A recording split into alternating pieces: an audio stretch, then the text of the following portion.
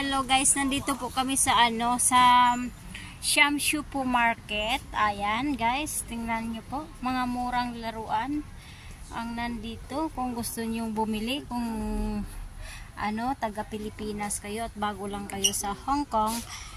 Ito po yung mga mumurahin na bibilin para sa mga baby. Ayan, hi Jarlene. Hi po, ayan yung kaibigan ko, bibili daw siya ng mga gamit para sa anak niya. Kasi dito mura lang. Oo, mura lang. At saka, ayan guys, parang ako. Parang naalin, ako doon, nasagi ako doon. Pag may anak ko na lalaki, bilang ko lang. Tingnan mo nga, 320 lang, ganyan kalaki. 320 ganyan kalaki. O, magkano yun sa Pilipinas? Equivalent mo daw sa Pilipinas yan. Times 7. Oh. 700 times 3. 21K. Anong 21? 2,100. Oh, di ganun din mahal. Ganun lang yun. Pero mas okay lang kung dito kasi mas mura lang yun. Ito may anak ang lalaki ito guys. So ang gaganda talaga ng mga laruan dito sa may Shamsu Market. Yes. Shamsu po yan, electric mobile.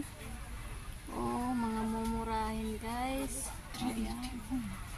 Ang laki pero 2K lang yan, mahigit dito guys.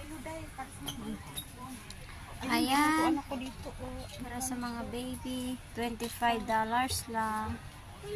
Ayan, mga relo.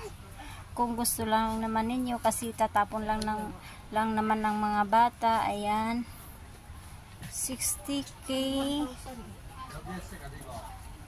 1,000, electric motor. 7,000 peso yan. Ay, magkata yan sa Pilipinas, 7,000 po.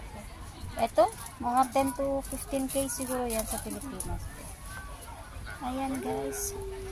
Ayan, bali 7,000 lang po yan sa Philippine money. Kung gusto niyo po mag-order sa akin, bibilhan ko po kayo. Magkano? You know how to speak Tagalog? Hindi niya daw alam. 100 lang po. Ayan, $100. Okay. Set na siya. Isang set na yan. Ayan, guys. Ganito ka-busy pag Sunday ang Shamsu Market. Ayan. Shamsu Market, guys. Ganito ka-busy yan. Hindi pa kami pumunta doon sa kabila.